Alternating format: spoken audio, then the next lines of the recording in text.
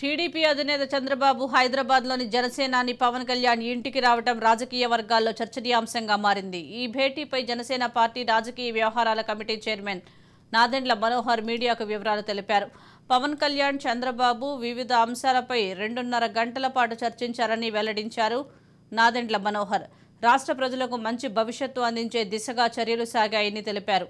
YCP విముక్తి AP కోసం ఎలా కలిసి పనిచేయాలో చర్చించినట్లు నాదెండ్ల వివరించారు.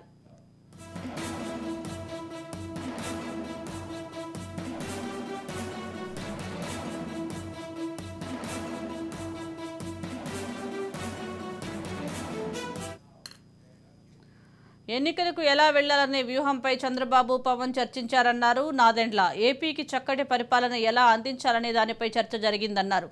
పార్టీ పరంగా సంస్థాగతంగా తీసుకున్న నిర్ణయాలు కూడా ఈ సమావేశంలో ప్రస్తావనకు వచ్చాయని, భవిష్యత్తులోనూ 2 పార్టీల శ్రేణులు ఐక్యంగా ముందుకు వెళతాయని, మిగతా విషయాలు త్వరలో వెల్లడిస్తామని నాదెండ్ల పేర్కొన్నారు.